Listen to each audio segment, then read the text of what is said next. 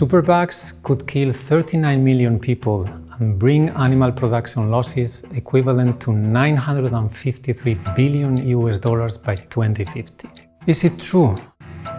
I wish it wasn't, but that's not what our most recent studies tell us. Antimicrobial resistance keeps growing as a public health threat, and our research suggests that deaths due to drug-resistant bacteria will increase by 60% in the next 25 years, unless appropriate action is taken. During 2024, in collaboration with outstanding partners, we studied the health and economic impact of antimicrobial resistance in both humans and food-producing animals. This is the most extensive modeling study done to date, and it is called the EcoAMR report series. It evaluates consequences according to different scenarios, from those where we stick to current practices to those in which antimicrobial use increases and the development of resistance among pathogens continues. Today, we know that every year, drug-resistant bacteria already kill as many people as traffic road accidents worldwide. Then, the cumulative number can get as high as 39 million human lives by 2050. And the impact will be unequally felt, with the highest burden among people over 70 years old and those in lower and middle-income countries from sub-Saharan Africa and Asia. Healthcare costs will also rise to global figures between 159 and 325 billion US dollars per year. But what is antimicrobial resistance? Antimicrobial resistance is probably the least understandable term scientists like us have found to describe what happens when antibiotics, antivirals, antifungals or antiparasitic drugs stop working.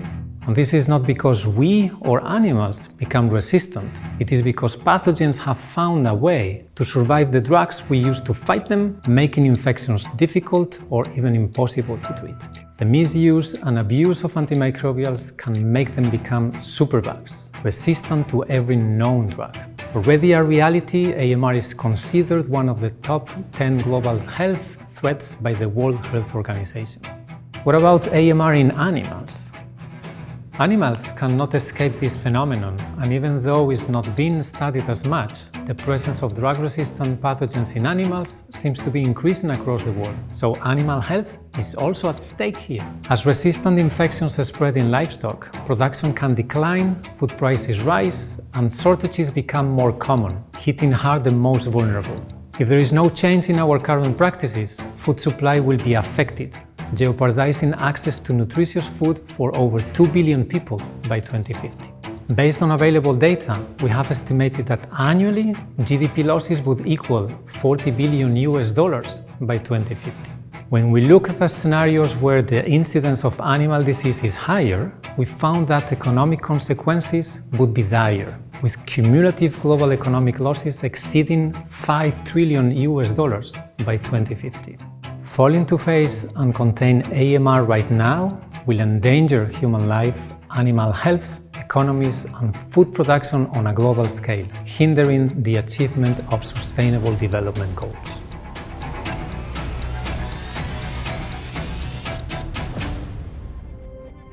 Well, that's a great question, because indeed we can prevent this from happening.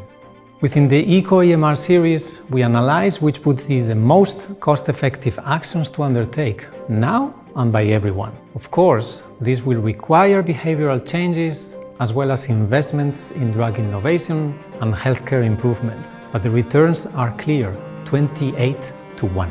And by combining this with universal safe water access, sanitation, hygiene, and vaccination in low and middle-income countries, we can save up to 110 million human lives.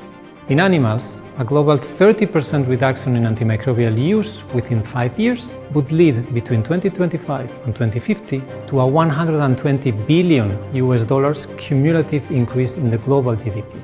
And this goal is within reach, as our analysis shows 45% higher antimicrobial use in countries still allowing growth promotion in livestock. Believe me, there is hope. I'm not here to say that our world is beyond saving, but the time to act is now. And most importantly, we need to act together.